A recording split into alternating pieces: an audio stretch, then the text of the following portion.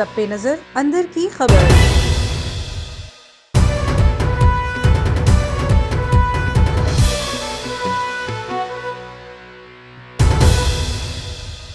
अस्सलाम वालेकुम। A1 TV के साथ मैं हूं अनीला सुलेमान। यहां पर अहम खबर शामिल करेंगे। आपको बताएं कि लाहौर में कायद नवाज शरीफ और मरियम नवाज के खिलाफ मुकदमा दर्ज कर लिया गया है।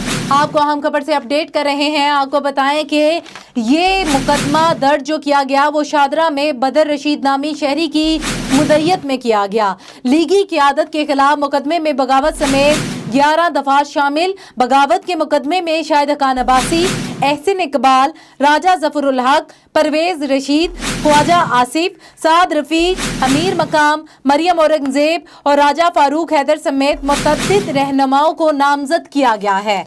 आपको अहम खबर से अपडेट कर रहे हैं। आपको बताएं कि दरखास्त गुजार ने मौक़िफ़ इख्तियार किया है कि नवाज शरीफ ने सोशल और इलेक्ट्रॉनिक मीडिया के जरिए अवाम को अफवाज पाकिस्तान और हुकूमत के खिलाफ बगावत पर उकसाया।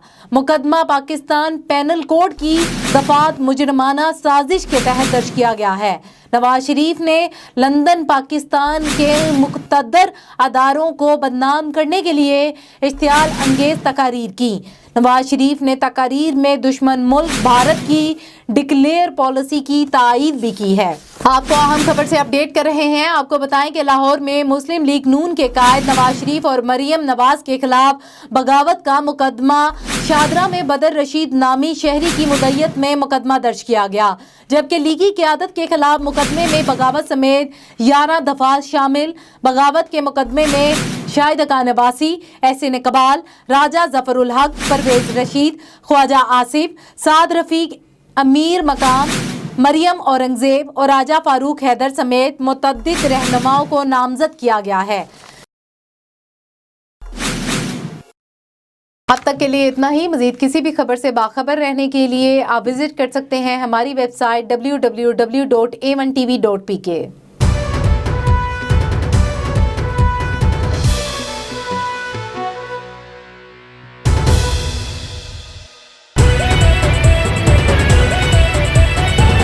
A1 टीवी सब पे नजर अंदर की खबर।